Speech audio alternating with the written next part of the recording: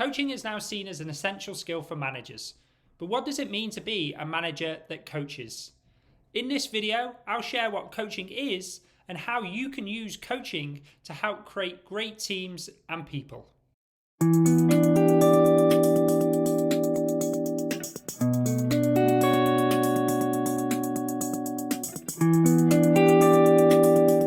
Coaching is now a popular style of management. Research has shown this style of management can lead to better outcomes for teams and individuals. Google ran a study called Project Oxygen, where they looked at the top behaviors of managers, and they found that coaching was one of the most important skills for effective managers. How do you define coaching? Many managers define coaching as instructing, advising, and teaching. Many managers also use this coaching approach mainly with underperforming team members. If this is your definition of coaching, you're not alone. This is one of the most common understandings of coaching across the industry, and it's also how the dictionary defines coaching as well.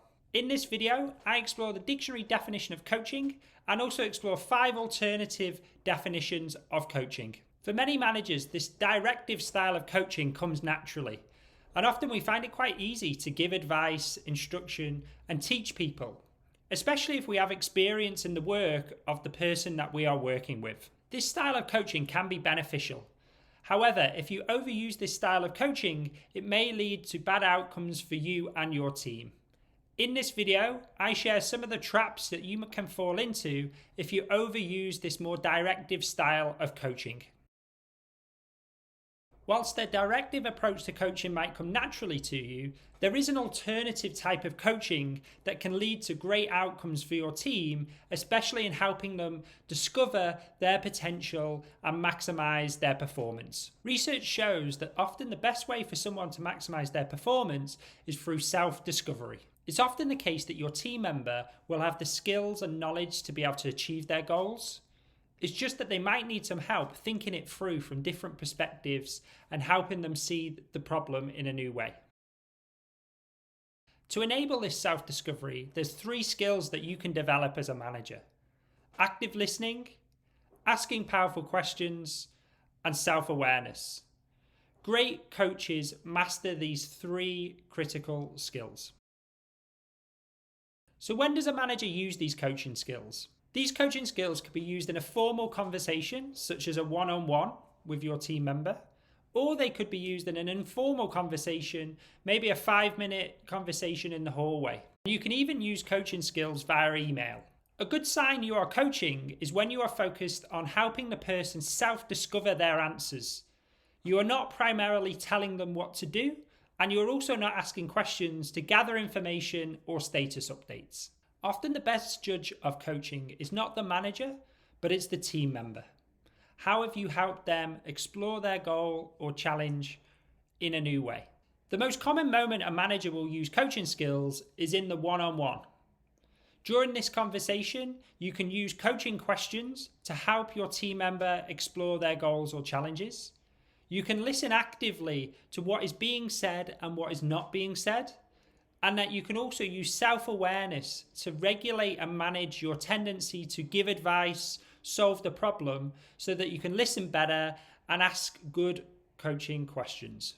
And in this video, I share 7 coaching questions that you can use in your one-on-ones. Another common scenario where you can use coaching skills is when a team member swings by your desk and asks you for a little bit of advice. Instead of jumping directly to give advice, there are alternatives that you can use to help the team member explore their goal or challenge.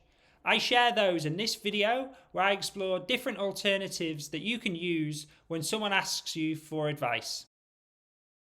In summary, managers often associate coaching with a directive style of management. Sometimes they assume that coaching is about giving advice, directing, and telling the team what to do. In fact, there's a different side of coaching which can help unlock the performance of your team and your people.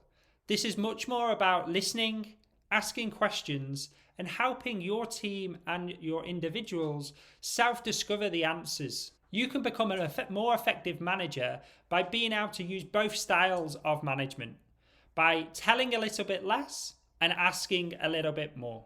To do this, managers should focus on mastering those 3 core coaching skills: active listening, asking powerful questions, and self-awareness. When you master these skills, you're better able to use them throughout your workday and help your people and your team maximize their performance. So you can learn how to build these coaching skills in Switch, a free 5-day program that I built to help you. Each day you'll be given a 5-minute exercise that you'll be able to complete that will help you build coaching skills around active listening, asking powerful questions, and mastering your emotions. And most importantly, this will help you start to build a coaching habit. And don't forget to hit subscribe so that you get all the best insights to help you, your team, and organization improve.